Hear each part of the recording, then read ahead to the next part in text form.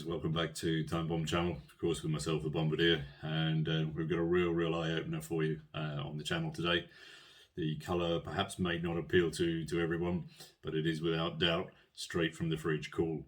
This is the Rolex 12-4300. It's a 41mm Oyster Perpetual, and the Oyster Perpetuals themselves clearly need absolutely no introduction. But I think in this colourway, I think it's fair to say it's a little bit of an acquired taste. Don't get me wrong, it's an absolute looker, as you will see. But I also want, just before we flip the camera and crack on, wanted to say massive thanks to the owner for sharing this with us. Just arrived a couple of days ago. So again, huge thanks for the opportunity to share this on the channel. All right, so without further ado, let's flip the camera and crack the green box. All right, okay, so camera flipped, gloved up, and let's crack the green box. Regulars to the channel, of course, will know that I'm not a massive fan of these green boxes. I just find it that vinyl just doesn't really fit with the watch brand. But anyway, enough of my ramblings. There she is in all of her glory, the 12-4300, one of the 2020 releases in this, yes, really rather challenging but very interesting yellow. I've been through the Stellars when we looked at the chili red version of this watch, so I'm not going to labour the point here. I'll just pop a link up the top there in case you're interested in checking that out.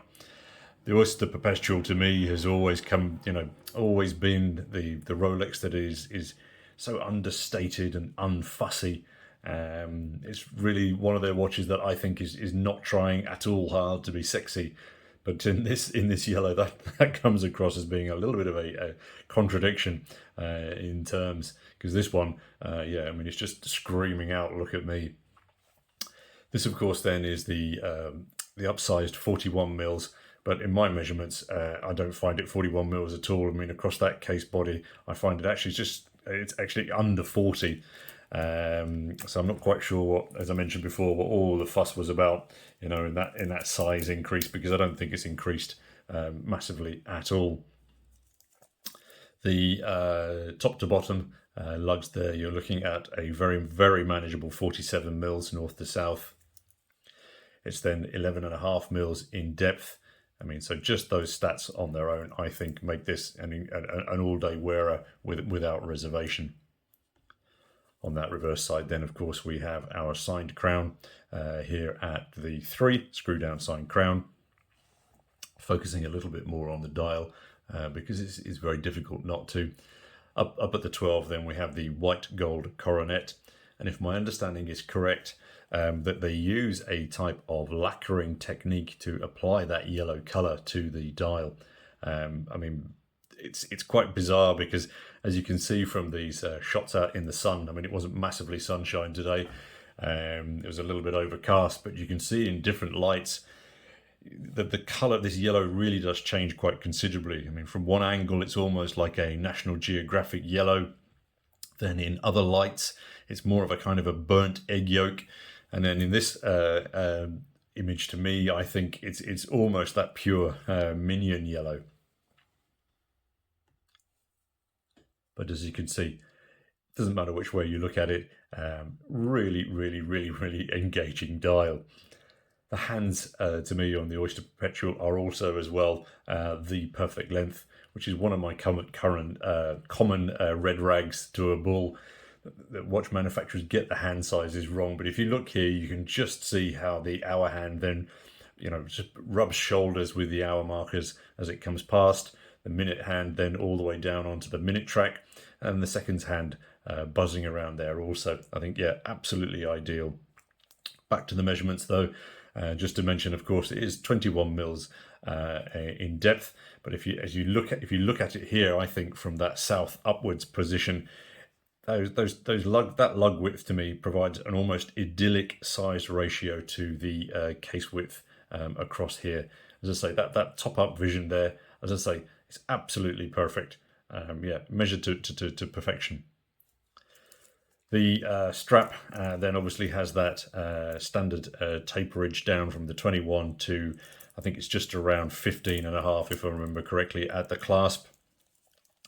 I mean, as you can see here, you don't need me to tell you, but the satinized finishing on that bracelet is again, exemplary. It truly is. You then obviously have the contrasted, highly brushed here over on the side. Might show a few of the fingerprints just on those edge pieces there, and the tops themselves as well. The tops of those links as well, just a little bit more polished, but again, very, very subtly so, in contrast to, as I say, that very,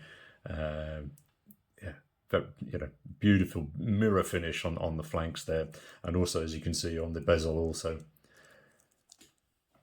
On this unsized bracelet, it comes in, excuse me, lost the focus there, it comes in at 137 grams. It does, of course, then have those 100 meters worth of water resistance standard for that. The new 2020 version then again came with the caliber 3230. Again, ideal for me, being it's the no date version. They then have up to a 70-hour power reserve and probably more accuracy than I think that most of us will ever need in our lives. Lastly, the other change that I picked up on just doing research on this one is that they use the new lubricant in this 3230, which has then extended that service interval even up to 10 years. One of the standouts for me on this particular watch, though, is that when I opened the box and picked the watch up, I don't know why I noticed it more on this particular version than I did on the chili red. But the lugs on this one, to me, are far more pronounced and prouder. I mean, if you look at it from the top down, I mean, it's the lugs that curve off over the top there, as I say, really, really stands out so much more than it did do on the red version. I'm not entirely sure what the rationale for that is. Following the bracelet down, of course, then we've got the watch doesn't have the glide lock, but it does have the mini extension just in here. The other thing that I picked up on again this time that I didn't notice last time is that the coronet there is engraved rather than embossed, which I think is a brilliant decision, because of course you're not then going to be catching it on anything, and I think again providing just so much more of a cleaner finish. Let me just pop it open so that you can see the finishing on the inside also, but it's exactly as you would expect. Yeah, mirror-like finishing, uber smooth, uber clean, absolutely faultless. Back to the dial. I mean, I don't think you need to. I don't need to tell you about legibility. I mean, you can see that for yourselves without me talking about it. Standard Rolex beautiful chromalite blue lume, which again, is just very, very classy. I mean, you can imagine what a beautiful sight of an evening to look down and check your wrist and you can see that blue. Notice, of course, that unlike many other watches, the 12 o'clock is usually dominant in the dark, but here to help you orient you, you've got obviously those double Twix bars at the 3, 6, and 9, just helping you know which way up the watch is. To me, in the range of these OPs, the blue is the absolute winner. I mean, you look at that sunburst off there. I think it's going to be mesmeric with the light play that you're going to see off that one. But I think in minion yellow, this one is not doing too bad at all. As I say, probably slightly divisive. I mean, I'll pop it on wrist for you now. I mean, I certainly don't have any shirts that I can wear this with. I'm still rocking the new Citizen, the new ProMaster. I can't get it off wrist. Absolutely in love with it. So yeah, let's just switch this guy around. So the colour, yeah, I don't know if it's divisive as such, because I don't think it's that grotesque. But I am, I'm truly comfortable with yellow on sports watches. Like G-Shocks and dive watches and things like that. But on a dressier watch that I think this one is, sorry, it's not sitting completely smoothly there because obviously it's not sized. It just provides it's an odd vision. You can't escape from the fact that it just looks radically different to anything else that I own for sure. But yeah. So last overview there before I cut to the conclusions.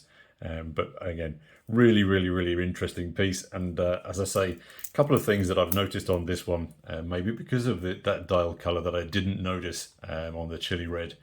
So yeah, really interesting. All right, guys, just going to close out here with quick conclusion. Okay, guys. So, as you would have seen, as I was saying at the beginning, there, it is indeed a very very unique wristwatch that to me is a little bit contradictory. I mean, on the one hand, it's finished to an exemplary standard that I think that perhaps few other manufacturers can only really dream of, and yet on the other hand, that yellow is a real challenge to the eyeballs.